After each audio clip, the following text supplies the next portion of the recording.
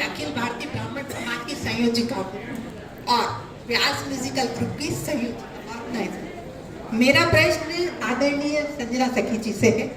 आपकी परेशानियों का जिक्र तो हमने खूब सुना अभी पूरे समय, लेकिन मैं चाहती हूँ आप वो एक कोई ऐसी घटना या प्रेरणा बताएं जिसने आपको साहस दिया और पूरे किन्नर समाज के लिए वो प्रेरणा बना, जिसकी वजह से पूरा किन्नर समाज आज इस स्थिति में है कि हम आप सभी गर्व से जो बोल सकते हैं। कौन सी ऐसी घटना थी?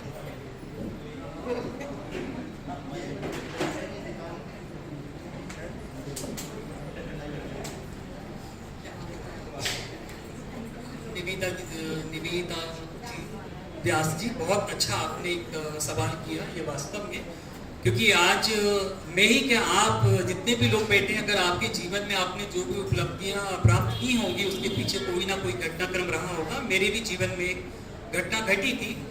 जैसा कि बहुत सारी बातें हो रही थी बचपन से लेके जब बच्चा पैदा होता है, फिर उसके बाद में नानी लिपस्टिक, वो सारी चीज़ें। तो मेरे साथ में यही था कि बचपन से मुझे बोला जाता था कि इसको थोड़ा सा अलग से रखा करो, नहीं तो किन्नर उठा के ले जाएंगे। मुझे समझ में नहीं आता था ये सब चीज़ें क्यों।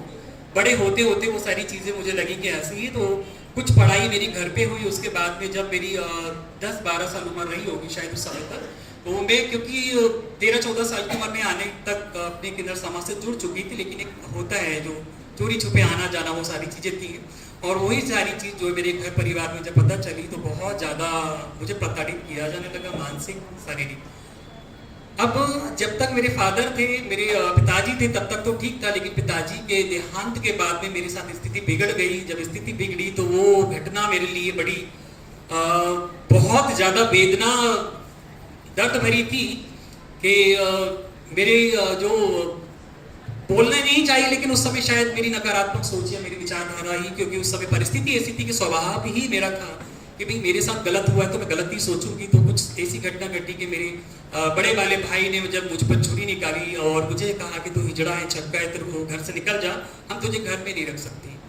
तो वो मुझे बहुत अजीब लगा और उस समय तक मैंने अपने आप को छुपा कर रखा हुआ था कि नहीं ठीक है, मेरा आना जाना किन्नरों में है, कोई दिक्कत नहीं। तो वो घटना थी मेरे लिए बड़ी बहुत दुखदायक। और जब मैंने माँ को बोला कि मम्मी देखो ये क्या बोल रहा है, तो उन्होंने कहा तेरे हाथ जोड़ रहे हैं, वो सही कह रहा है, तू यहाँ से निकल जा, हम तुझे घर में नहीं रख सकते, लोग क्या क्या बोल रहे हैं तेरे बारे में।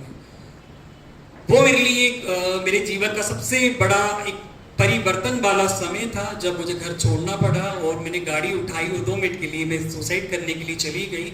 वहाँ पे जाने के बाद में मेरे कुछ जो परिचित लोग थे उनको मैंने फ़ोन किया।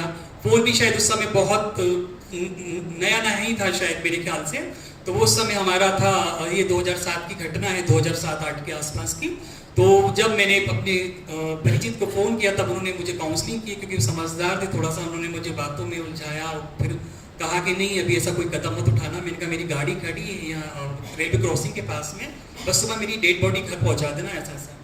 वो समय मेरे लिए बड़ा वो था, लेकिन जब बची तो मुझे लगा कि पता नहीं नियति ने क्या निर्धारित करके रखा है। ये वास्तविक घटना है मेरे जीवन की, लेकिन मेरे परिवार के प्रति मेरी सोच दृष्टि बदल चुका था। मैं बहुत नेगेटिव, और मैंने उस समय ठान लिया था कि अब मेरे लिए कोई नहीं है, मेरे लिए सब खत्म। वो घर छोड़ने के बाद में जब धीरे धीरे मेरे को लगा, और मैं एक एनजीओ से जुड़ी, एनजीओ से जुड़ने के बाद में मुझे एक ही चीज़ चुभ रही थी कि मैं परिवार में क्यों नहीं रह सकती हूँ। आखिर घर वालों ने, मेरी माँ ने, मेरे भाई ने मुझे ऐसा क्यों कहा, मैं किन्नर या जो भी हूँ, लेकिन मैं घर में क्यों नहीं रह सकती हूँ। यही मेरे एक जद्दोजहद मेरे जहन में चलता रहा था। ये मेरी अंदरूनी लड़ाई थी और यही मेरा एक, मैंने हथियार बनाया अपना। मैं किन्नरों में भी जाकर रही, लेकिन मेरे को मुझे तब भी यही एहसास होता था, क्योंकि मैं वहाँ की स्थिति देखती थी। मेरे भाई गुरु भाई जो भी हैं, क्योंकि सभी के साथ में वो घटनाक्रम चलता है कि कहीं ना कहीं परिवार से त्यागे जाते हैं, और वो घटना बड़ी कुछ लोग आपके सामने प्रस्तुत कर देंगे, लेकिन कुछ लोग नहीं कर पाते।